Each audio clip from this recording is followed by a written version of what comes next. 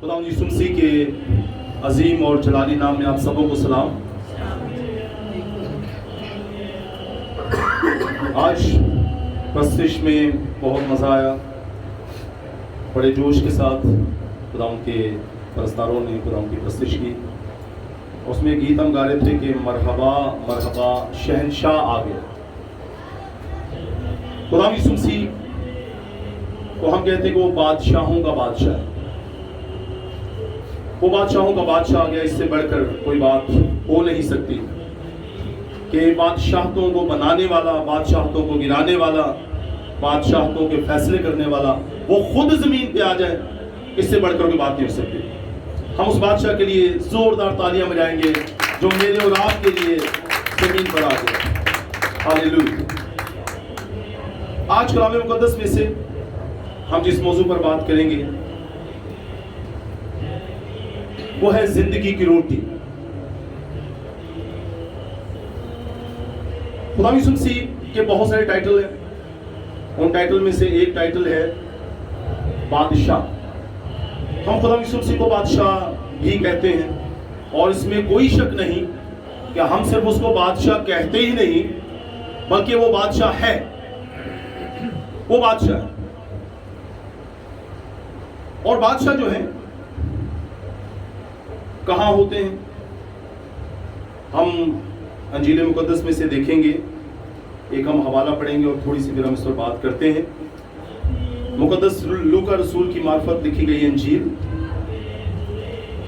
उसका दूसरा बाब। मुकद्दस लूका रसूल की मार्फत अंजील, उसका दूसरा बाब और उसकी आयत नंबर 11 और 12, इसको हम देखें कि आज हालेलुया हालेलुया खुदावंद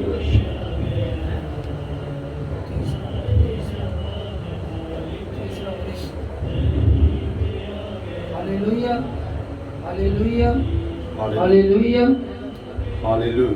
लूका रसूल की मार्फत लिखी गई इंजील मुकद्दस दूसरा बाब 11वें आयत से कि आज दाऊद के शहर में तुम्हारे लिए एक मुनज्जी पैदा हुआ है, यानी मसीह खुदावंद, और इसका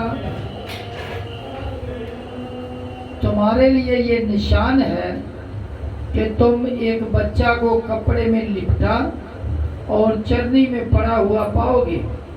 आमीन। बहुत शुक्रिया जी। हमने खुदावंद के कलाम में से सुना, लिखा है कि आज दाऊद के शहर में तुम्हारे लिए एक मुनज्जी पैदा हुआ है। किसके शहर में पैदा हुआ जी मुनज्जी? दाऊद के शहर में। और दाऊद के बारे में हम सब जानते हैं कि दाऊद क्या था?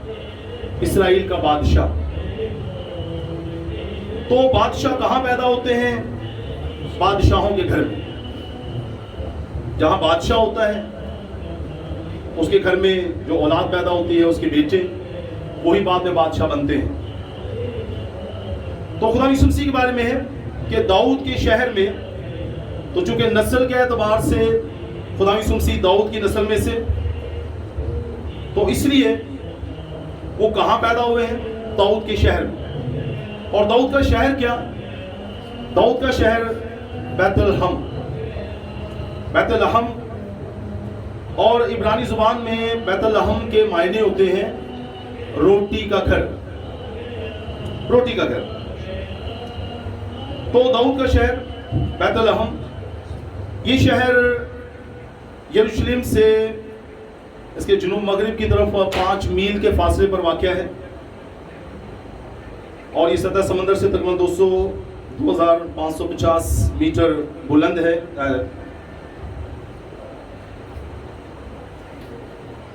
और इसके करीब एक दूसरा इलाका है नासरत नाम, वो तकरीबन यरूशलेम से 70 मील के फासले पर है।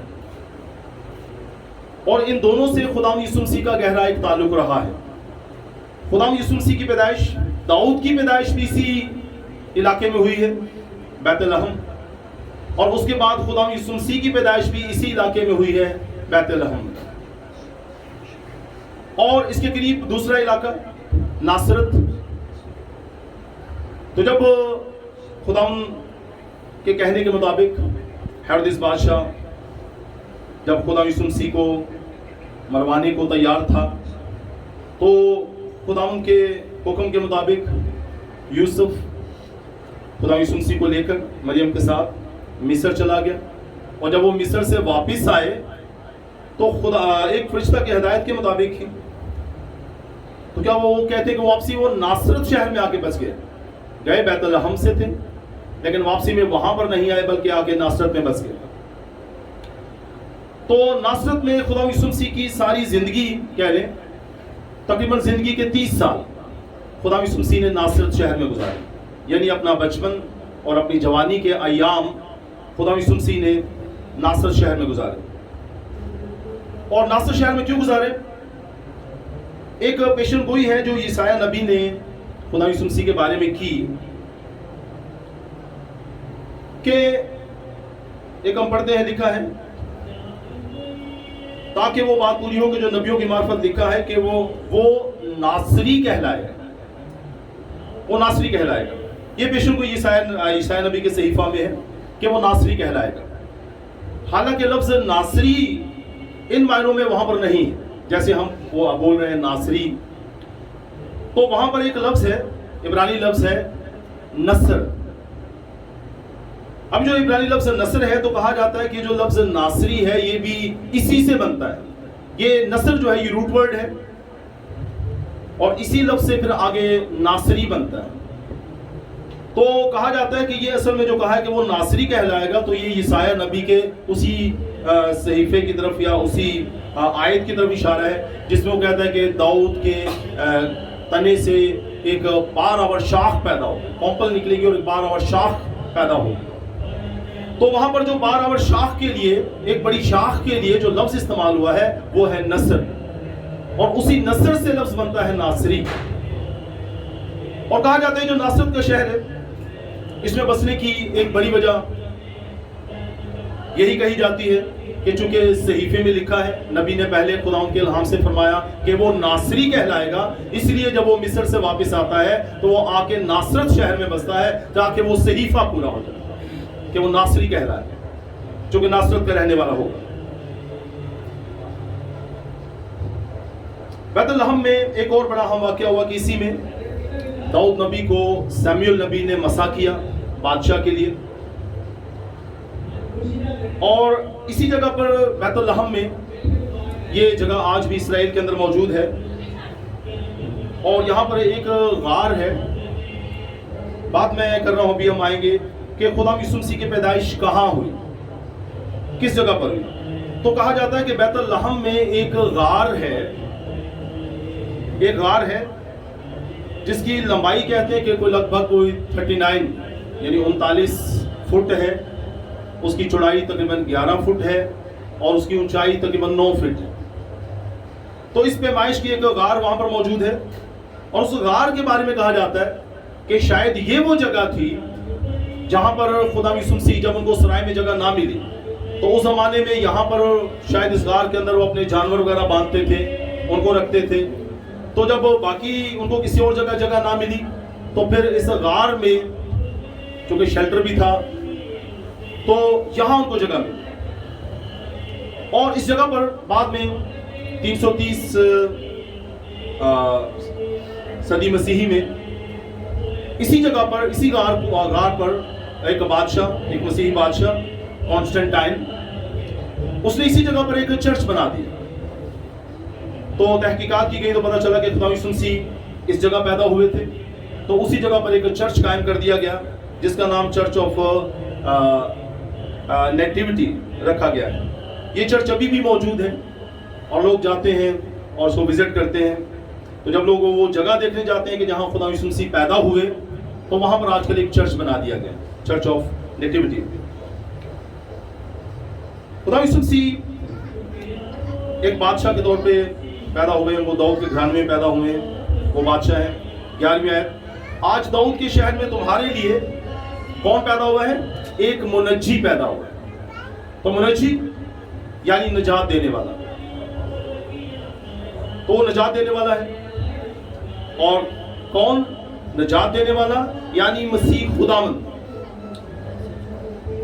मत्ती रसूल की मार्फत इंजील में पहले बाब उसकी 22वीं 23वीं आयत में हम पढ़ते हैं, ये हमने रात भी सुना कि क्या कहा गया कि उसका नाम क्या रखना, और वो उसका नाम इमैनुएल रखेंगे, जिसका तर्जुमा है खुदा हमारे साथ। तो ऐसा हुआ कि दाऊद के शहर में तुम्हारे लिए एक मुनज्जी पैदा हुआ है। एक तो उसकी खूबी ये होगी कि वो तुम्हारी नजात होगा। वो बादशाह है, क्योंकि बादशाह के शहर में पैदा होता है तो वो नजात देने वाला है। ऐसा बादशाह है जो नजात भी दे सकता है। दुनिया के बादशाह ये काम नहीं कर सकते, लेकिन ये जो बादशाह है इसकी ये खूबी है कि ये नजात देने की कुदरत रखता है। ये मुनज्जी होगा और उसका नाम क्या होगा? मसीह खुदावंद। और इमैनुएल भी हमने रात को सुना कि उसका नाम इमैनुएल भी है, जिसके लफ्ज़ी मायने क्या बनते हैं? खुदा हमारे साथ। तो इस बादशाह की, इस मुनज्जी की जो दूसरी खासियत है वो ये है कि ये साथ साथ रहता है। ये अपने लोगों के साथ साथ रहता है। ये अपने लोगों के साथ रहता है, उनको बचाता है, उनकी हिफाजत करता है और हमेशा उनके साथ खड़ा रहता है। चाहे मुसीबत हो, चाहे परेशानी हो, चाहे जंग हो, ये उनके साथ खड़ा रहता है। अभी हम गीत में भी गा रहे थे कि वो हमारी तरफ से जंग करता है। वो जंग करने वाला खुदा है। खुदा हमारे साथ, ये वो खुदा है जो हर हाल में हमारे साथ रहता है। खुदा यीशु मसीह हमारे साथ रहता है। हम गौर करेंगे आयत नंबर 12 पर, मुक़द्दस लूका रसूल की इंजील दूसरा बाब आयत नंबर 12। आगे लिखा है, और इसका तुम्हारे लिए ये निशान होगा कि तुम एक बच्चा को कपड़े में लिपटा और चरनी में पड़ा हुआ पाओगे। बहुत शुक्रिया। और इसका तुम्हारे लिए ये निशान है। ये किनको बताया गया? चरवाहों को बताया गया कि जब तुम उसे देखने जाओगे, उस निजात दहिंदा को, उस मुनज्जी को देखने जाओगे, तो उसकी पहचान ये है कि उसका तुम्हारे लिए निशान ये होगा कि तुम एक बच्चा को कपड़े में लिपटा और चरनी में पड़ा हुआ पाओ। तो पहचान बताई गई। एक तो कहा कि चूंकि वो पैदा हुआ है, वो बच्चा है, बच्चे की सूरत होगा, है वो मुनज्जी, है वो बादशाह, लेकिन आज वो पैदा हुआ है तो इसलिए वो बच्चा है। तो तुम एक बच्चा को कपड़े में लिपटा हुआ पाओ। अब यहां पर हम देखेंगे कपड़े में लिपटे होने के रूहानी मायने क्या है। कि जब वो कहा गया कि वो बच्चा कपड़े में लिपटा है, इसके रूहानी मायने हम क्या लेंगे? कपड़े में लिपटे होने से मुराद यहां पर है बेऐब होना, पाक होना, रास्तबाज होना, हर तरह के ऐब से, बुराइयों से, हर तरह की क्या कहने के मतलब नकाइस से पाक होना। तो जब ये कहा गया कि बच्चे को कपड़े में लिपटा हुआ पाओगे, तो इसका मतलब कि उस पर इलाही ये तस्दीक है, वो कपड़े में लिपटा है, उसमें कोई ऐब नहीं, वो बेऐब है। और हम जानते हैं कि खदूत में और नए अहदनामे में जगह जगह हम पढ़ते हैं कि वो बेऐब बन रहा है, वो बेऐब बन रहा है। वो कपड़े में लिपटा पड़ा है, इसका मतलब वो बेऐब बन रहा है, उसमें कोई नक्स नहीं, उसमें कोई खराबी नहीं, कोई गुनाह नहीं है। हम इसको पढ़ते हैं मुक़द्दस पतरस रसूल का पहला खत और उसकी 18वीं और 19वीं आयत को अगर हम देखें, पहला पतरस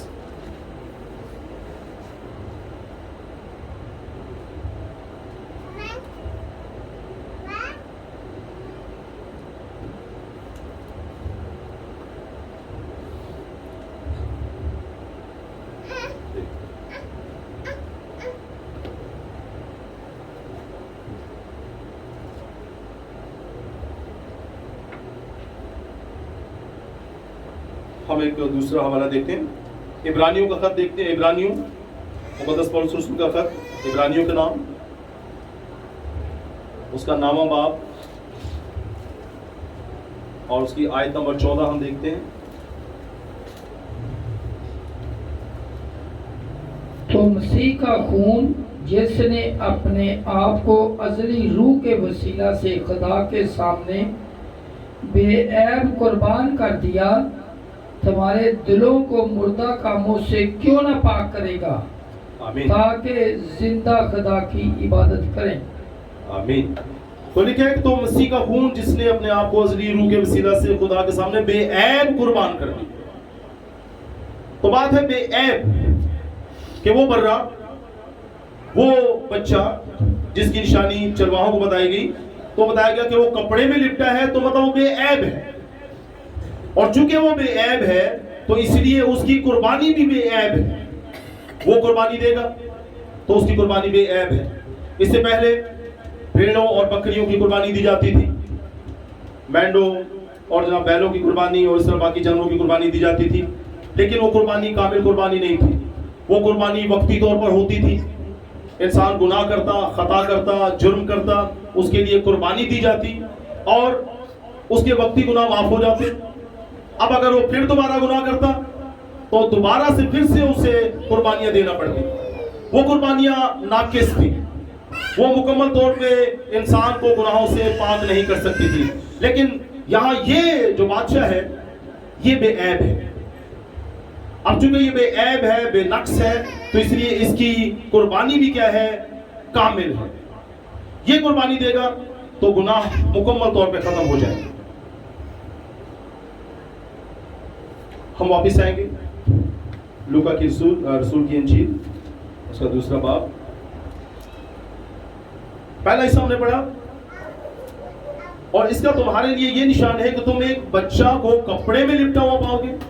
تو کپڑے میں لپٹا ہونے کا مطلب بے عیب ہونا، تو وہ بالکل بے عیب ہے، اس میں کوئی نقص نہیں، کوئی گناہ نہیں، بے عیب ہے، وہ خدا کی طرف سے تصدیق شدہ بے عیب برے کے طور پہ آیا ہے۔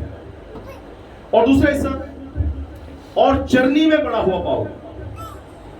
خدا یسوع مسیح کو آپ سب جانتے ہیں کہ کہاں رکھا گیا، جب ان کو کہیں جگہ نہ ملی تو چرنی میں رکھا گیا، اور چرنی ہم جانتے ہیں کہ یہ جانوروں کے لیے ایک جگہ ہے جہاں جانوروں کو چارہ ڈالا جاتا ہے، ایک باکس نما لکڑی یا کسی اس کا بنا ہوا کہ جس میں ہم چارہ ڈال کے جانوروں کو دیتے ہیں اور جانور آتے ہیں اور اس میں سے کھاتے ہیں، تو اس کو ہم چرنی کہتے ہیں، پنجابی میں میرے خیال اسے کھرلی کہتے ہیں۔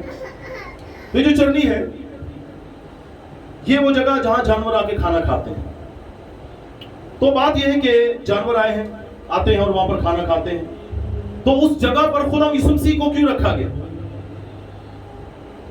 اب میں نہیں سمجھتا کہ کوئی اور جگہ نہیں ہوگی، لیکن وہاں پر جب رکھا گیا ہے اور پھر چرواہوں کو بتایا گیا ہے تو اس کے کوئی میننگز، اس کے کوئی معنی ہیں، کوئی اس کے روحانی معنی ہیں کہ خداوند کو اسی جگہ پر رکھا کیوں گیا۔ تو اس کے روحانی معنی ہم دیکھیں گے، لیکن اس سے پہلے ہم دیکھیں گے کہ انسان، خدا نے انسان کو بنایا تو ہمیں پتا ہے کہ انسان اپنے الہی اوصاف کو قائم نہ رکھ سکا۔ یہ باغ عدن کی طرف جب ہم دیکھتے ہیں کہ باغ عدن میں انسان کو زیادہ ٹائم نہیں رہا، کچھ ہی وقت وہ باغ عدن میں رہا، لیکن کیا ہوا؟ گناہ کے سبب سے وہ خدا سے دور ہو گیا، گناہ کے سبب سے اس کے الہی اوصاف جو خدا نے اس کی ذات میں رکھے تھے وہ اس سے جاتے رہے، اور کیا ہوا؟ انسان کی فطرت بگڑ گئی، انسان کی فطرت بگڑ گئی، اور جب انسان کی فطرت بگڑ گئی تو وہ کیسا ہو گیا؟ جانوروں کے جیسا ہو گیا۔ اس کو ہم دیکھتے ہیں پیدائش کی کتاب میں، اگر ہم آج ہیں تو پیدائش کی کتاب اس کا 6 باب،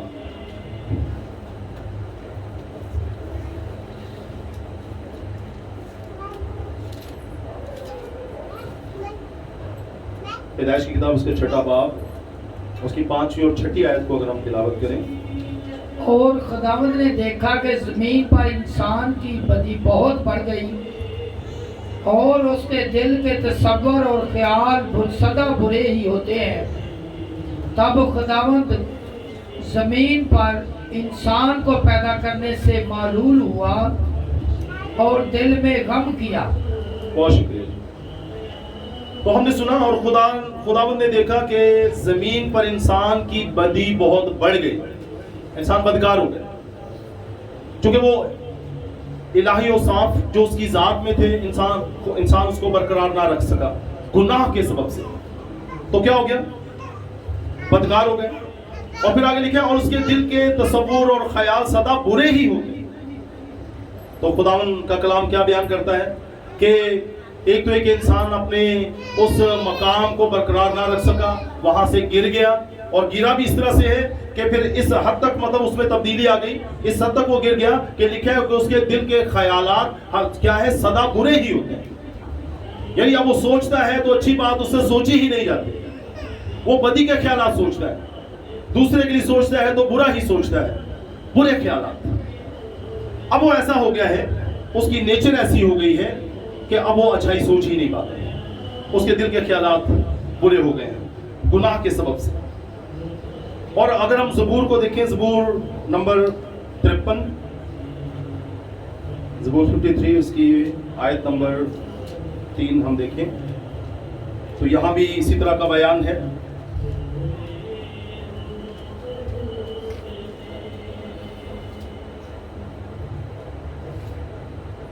ہاللیلویا، خدا مقدس.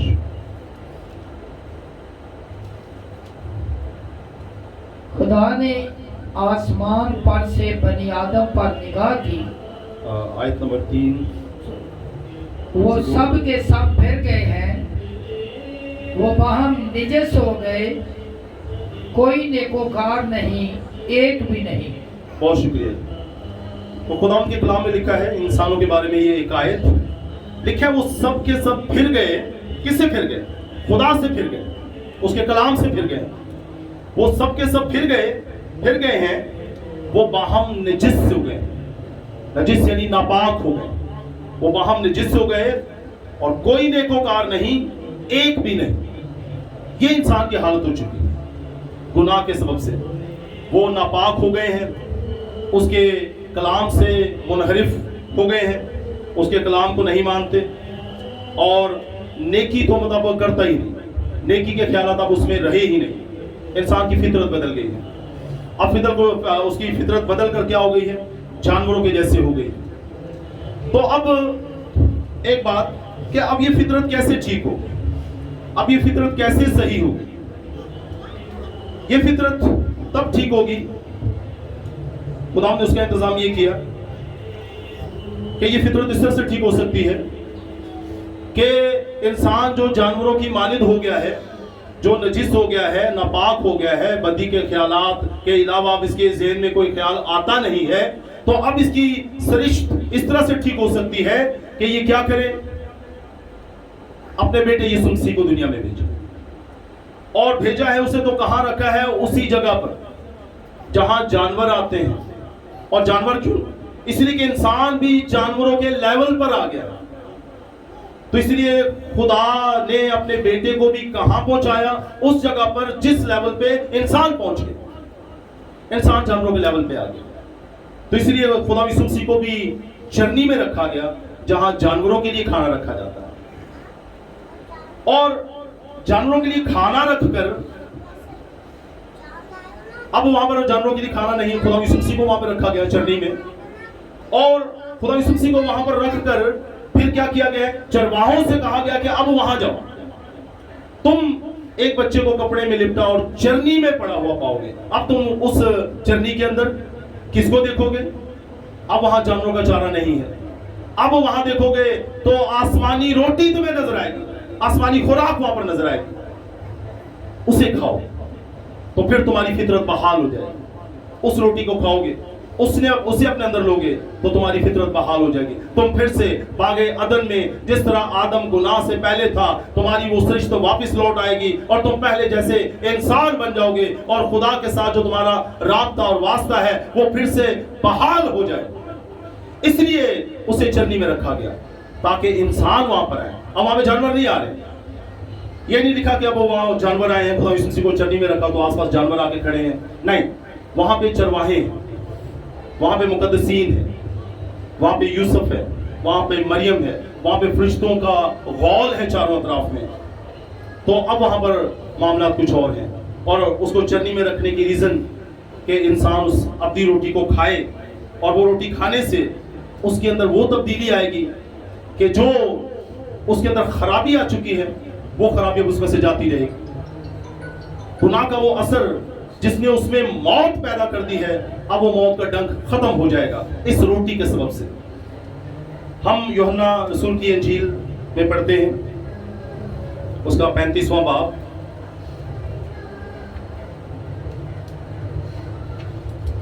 मुक़द्दस यूहन्ना रसूल की इंजील उसका 35वां बाब, सॉरी छठा बाब, उसका छठा बाब और उसकी आयत नंबर 35 और उसके बाद आयत नंबर 51 ये हम देखेंगे। मुक़द्दस यूहन्ना रसूल की इंजील उसका छठा बाब 35वीं आयत। यीशु ने उनसे कहा, जिंदगी की रोटी मैं हूँ, हालेलुया। जो मेरे पास आए वो हरगिज़ भूखा ना होगा, और जो मुझ पर ईमान लाए वो कभी प्यासा ना होगा। शुक्रिया। खुदा यीशु ने उनसे कहा कि जिंदगी की रोटी मैं हूं, और जो मेरे पास आएगा वो हरगिज़ भूखा ना होगा। जिंदगी की रोटी खुदा यीशु मसीह है, और खुदावंद ने ये एहसान किया, इंसानों पे एहसान किया, मुझ पर और आप पर ये एहसान किया कि वो जिंदगी की रोटी जो आसमानों पर उसके साथ थी, उसका कलमा, उसका बेटा, जो वो जलाल रखता था, जिस जलाल की ताब इंसान क्या फरिश्ते भी नहीं ला सकते, उसने वो अपनी रोटी वहां से आसमान से उतारी और उसको मेरे और आपके लिए चरनी में रख दिया। वो जिंदगी की रोटी है। तो यीशु ने उससे कहा कि जिंदगी की रोटी मैं हूं। वो जिंदगी की रोटी मेरे और आपके लिए आसमान से उतारी गई और चरनी में उसको रख दिया गया। आखिरी आयत हम पढ़ेंगे इसी की, वर्स नंबर 51, आयत नंबर 51। मैं हूँ वो जिंदगी की रोटी जो आसमान से उतरी, अगर कोई इस रोटी में से खाए तो अबद तक जिंदा रहेगा, बल्कि जो रोटी मैं जहान की जिंदगी के लिए दूंगा वो मेरा गोश्त है। शुक्रिया। तो हमने सुना, खुदा उनके कलाम में लिखा है कि मैं हूं वो रोटी। खुदा भी फरमाते हैं, मैं हूं वो जिंदगी की रोटी जो आसमान से उतरी। तो खुदा भी जिंदगी की रोटी जो आसमान से मेरे और आपके लिए उतारा गया उसे, और कहाँ रखा गया? चरनी में रखा गया, ताकि वहां पर वो इंसान जो जानवरों के जैसे बन चुके हैं, जिनकी फितरत बदल कर इंसान से बदल के जानवरों के जैसे उससे हो चुकी है, वो वहां पर आए, वो उस रोटी को खाएं और फिर से उनकी फितरत बदल जाए, वो फिर से वैसे बन जाए जैसा खुदा चाहता है, और फिर से जो वो टूटा हुआ राब्ता था खुदा और इंसान का वो बहाल हो जाए। ये है वो अपनी रोटी जो खुदा ने मेरे और आपके लिए आसमान से उतारी। और कब उतारी है? यही 25 दिसंबर, आज से 2000 साल और 25 साल 2025 साल पहले खुदा ने अपने बेटे को मेरे और आपके लिए जिंदगी की रोटी के तौर पे दुनिया में भेजा, ताकि हम उस रोटी के वसीला से हम बरकत पाएं, हम जिंदगी पाएं और कसरत की जिंदगी पाएं। आए हम अपने सरों को झुकाते हैं। हालेलुया। खुदावंद तेरा शुक्र, खुदावंद तेरा शुक्र। हालेलुया। हम अपनी आंखों को बंद करें। Hallelujah, hallelujah. हम दुआ करें।